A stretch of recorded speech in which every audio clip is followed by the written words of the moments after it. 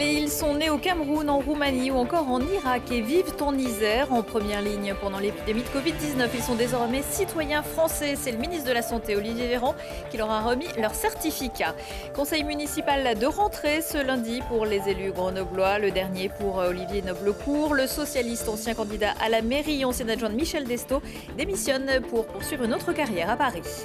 Et puis la caravane Tous aidants passe par Grenoble en ce début de semaine, un lieu pour aider les personnes qui prennent soin de leurs proches fragiles.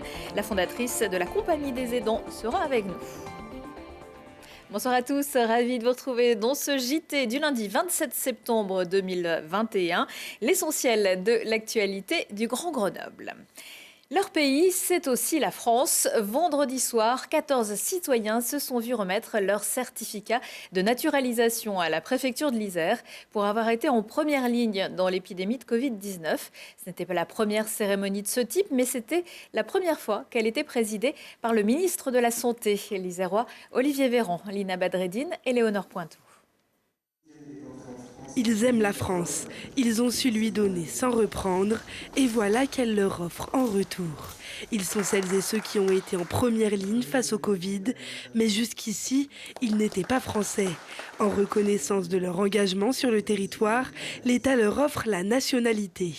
Jeannette est camerounaise, auxiliaire de vie, elle était aux côtés des personnes handicapées et des personnes âgées durant la crise sanitaire. Ça fait depuis 2005 que je suis en France, j'ai des parents français et du coup j'ai toujours travaillé. Mon rêve c'était de devenir française pour pouvoir voter parce que c'est ce que j'avais pas droit en fait. Ils sont praticiens au CHU, agents de sécurité, employés de commerce. Ils sont irakiens, vietnamiens, roumains, algériens. Lies est en métropole depuis 5 ans. Durant le confinement, il est allé prêter main forte au secteur en manque de personnel. Très honoré d'appartenir à ce grand pays qu'est la France et aussi d'appartenir à ce peuple qui m'a accueilli de la meilleure des manières. Et j'ai pas senti de difficultés particulières à l'intégration. Je me suis très vite intégré, même très vite assimilé. Et du coup, je suis très fier. En fait, mon parcours se ponctue de la meilleure des manières avec cette naturalisation. Et Dieu sait que c'est pas facile. Il faut prouver que l'on est méritant et qu'on mérite d'être français. Un mérite remarqué par le ministre de la Santé, Olivier Véran, venu remettre leur certification de naturalisation à ces 7 hommes et ces 7 femmes. Quelle que soit la ville où on est né, quel que soit le pays dont on est issu, quel que soit le prénom que l'on porte, ce qui compte, c'est l'engagement que l'on a, la France au cœur, et désormais la citoyenneté française. Et vous avez d'illustres citoyens français qui ont fait notre histoire. J'ai rappelé quelques noms, d'Uderzo à Marie Curie, en passant par Léon Gambetta, qui ne sont pas nés en France, qui sont devenus français et qui ont fait rayonner la France à travers l'Europe et à travers le monde. En France, en 2020, 41 000 personnes de villes, de pays et de noms différents ont été naturalisées. En revanche, la préfecture de l'Isère a récemment refusé la naturalisation de Mahmoud Diallo. En alternance dans le Vercors, ce jeune Guinéen avait reçu la médaille de la ville d'Autran pour avoir sauvé une jeune femme poursuivie par un forcené armé d'un couteau. Mais visiblement, l'acte de bravoure n'a pas été retenu selon les services de l'État. Il aurait séjourné illégalement en France et son arrivée sur le territoire et son acte de naissance ne seraient pas conformes. L'un reste, l'autre part. Après l'échec de sa candidature à la primaire écologiste, le maire de Grenoble, Éric Piolle, présidait aujourd'hui le conseil municipal de rentrée. Il devrait avoir un peu plus de temps à consacrer à la capitale des Alpes, bientôt capitale verte européenne. De son côté, Olivier Noblecourt, candidat malheureux à la mairie de Grenoble en 2017, mais élu comme conseiller, a vécu, lui, son dernier conseil municipal. Il a choisi de démissionner pour rejoindre Paris et la banque d'investissement Méridian, spécialisée dans les infrastructures publiques. L'occasion de passer le relais à d'autres. Moi, j'ai toujours dit que nous vivions une aventure collective au sein de Grenoble Nouvelle Ère, que je n'ai jamais prétendu être comment dirais-je, faire dépendre l'aventure d'une seule personne, d'un seul individu. Je pense que c'est toujours très malsain quand la politique est vécue comme s'il y avait un sauveur ou quelqu'un qui à lui tout seul détiendrait l'avenir d'une collectivité. Je suis très heureux finalement, ça fait 25 ans que je suis engagé dans la vie politique grenobloise. J'ai eu à peu près toutes les responsabilités à l'échelle municipale, métropolitaine. J'ai eu l'occasion de servir dans beaucoup de politiques différentes, de rencontrer beaucoup de personnalités fabuleuses.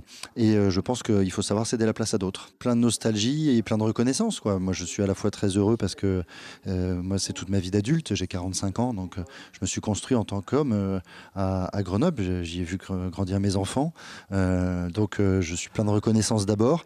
Et puis, je suis plein d'espoir aussi sur la suite parce que je pense que passer les années un petit peu difficiles qu'on vient de vivre, notamment dans les quartiers populaires, il y a une possibilité demain pour que la gauche relève la tête. C'était le sens de ma question orale au maire aujourd'hui, c'est qu'il faut que la gauche relève la tête et qu'on sorte un petit peu de cette incantation stérile dans laquelle on est aujourd'hui, où les gens finalement sont en colère. Et c'est Romain Gentil, patron de Wisby, portail d'emploi pour les jeunes, qui prendra le fauteuil d'Olivier Noblecourt au conseil municipal. À noter aussi que vous les avez peut-être aperçus, le début du conseil municipal a été perturbé par une manifestation d'agents de la ville qui ont bloqué les entrées du bâtiment à l'appel de 6 syndicats sur 6. Ils protestent contre la loi de transformation publique et contre son application par la ville qui doit leur faire perdre de 4 à 12 jours de congé, mais aussi contre la fermeture annoncée du Self Clémenceau, discutée ce jour. Le maire leur a accordé une suspension de séance après la phase de questions des élus de l'opposition. Montre-moi ton véhicule, je te dirai si tu pollues. Toute cette semaine, les polices municipales, nationales et gendarmerie procèdent à des contrôles à Grenoble et dans les alentours. Des contrôles pédagogiques, mais pas encore de sanctions à l'adresse des conducteurs de véhicules utilitaires, légers ou poids lourds. Depuis le 1er juillet, ils sont censés ne pas pouvoir entrer dans la zone à faible émission de la métropole si leur certificat qualité de l'air est non classé ou classé 4 ou 5, quelle que soit la qualité de l'air enregistrée, et ce dans 27 communes. La métropole a mis en place pour ses conducteurs des aides financières à l'achat de véhicules à faible émission, un service de conseil aux entreprises ou a créé des stations de recharge GNV et électriques. Il y a des week-ends chargés sur les routes, il y a aussi des week-ends chargés sur les terrains de sport, du rugby, du foot, du triathlon, de la course automobile, mais surtout du hockey sur glace pour leur premier match de la saison de Ligue Magnus. Les Brûleurs de Loup ont mis le feu à Pôle Sud, le Zap Sport non exhaustif de Lucille Day. Et 1, et 2, et 10-0. Les Brûleurs de Loup pulvérisent Amiens pour leur entrée de jeu en Ligue Magnus. Jamais n'aura-t-on vu les vaillants gothiques pliés ainsi, complètement muselés par les Grenoblois. En état de grâce, dans leur patinoire, pleine de spectateurs survoltés, les Brûleurs frappent les esprits. Ils veulent ramener leur coupe et ils s'en donnent tous les moyens. On a connu une soirée parfaite. On a joué 60 minutes, on n'a rien donné. On s'est donné à 100% 60 minutes, donc voilà, un bilan plus que parfait. Maintenant on tourne la page, il y en a encore beaucoup d'autres, on sait que ça ne sera pas tous les soirs comme ça. Mais ce soir on prend avec le public, tout le show, c'était vraiment un retour parfait. Le FCG en revanche se reconstruit et fait de son mieux mais s'incline face à Bayonne, relégué de top 14 et désormais invaincu en 5 rencontres. Les Grenoblois auraient mérité mieux. Ils contestent cet essai bayonnais qui les aurait maintenus dans la course à la gagne en seconde mi-temps. Mais ils ne prennent qu'un point de bonus défensif et pointent à la 9e place du classement. Ce coup franc qui enrage le GF38 qui était sur le point de remporter enfin sa première victoire à l'extérieur. De surcroît à Rodez, tellement difficile à piéger sur son terrain aveyronnais. Mais l'ancien Grenoblois Florian David ne rate pas l'occasion d'égaliser au point de prendre un jaune pour célébration excessive.